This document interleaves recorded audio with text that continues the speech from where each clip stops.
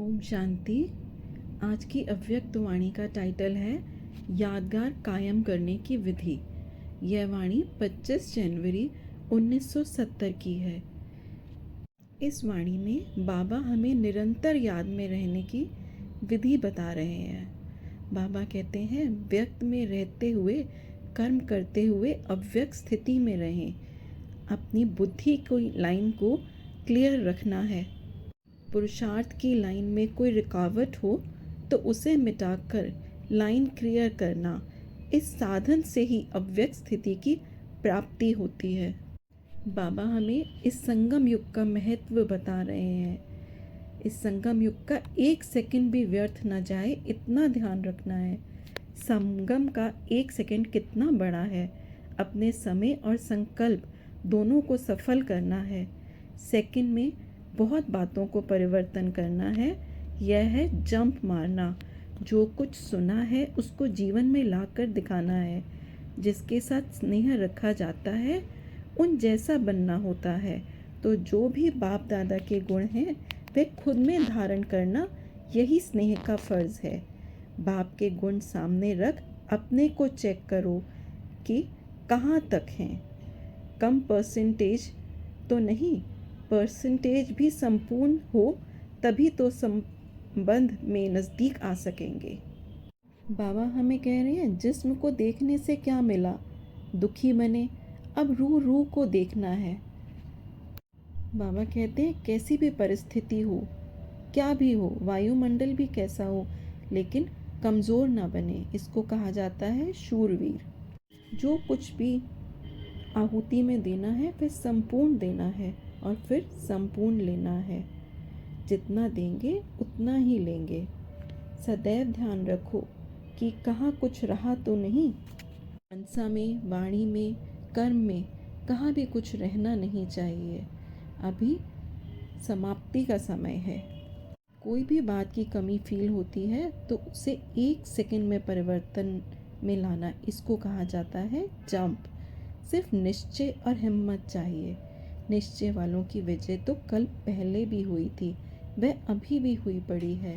Second second मन, वाणी और कर्म को देखना है। बाबा कहते हैं अपनी चलन में परिवर्तन लाना है।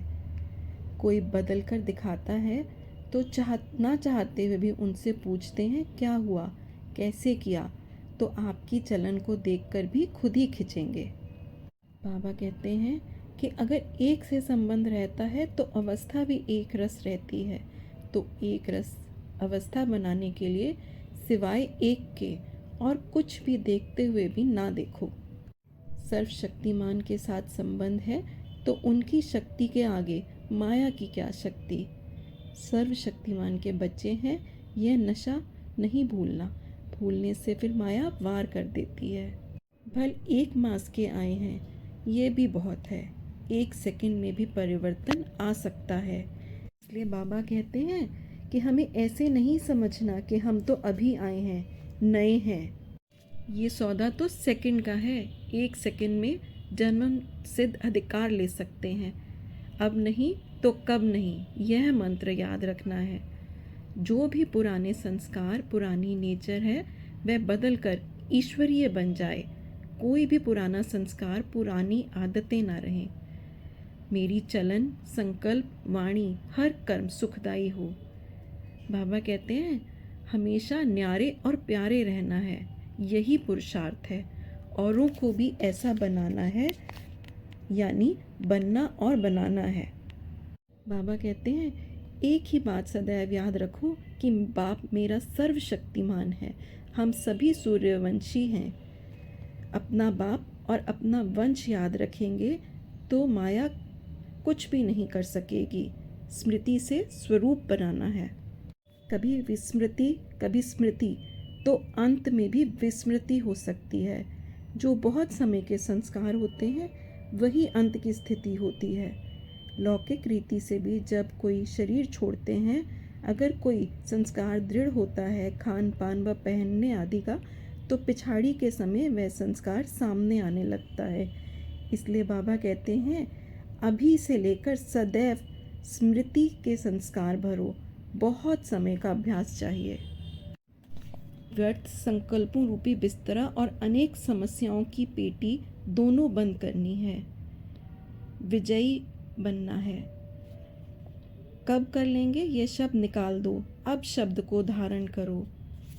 बाबा कहते हैं, बाप का बच्चों पर स्नेह होता है तो स्नेह की निशानी है संपूर्ण पढ़ना। हर कार्य करने से पहले और बाद में चेकिंग करते रहो।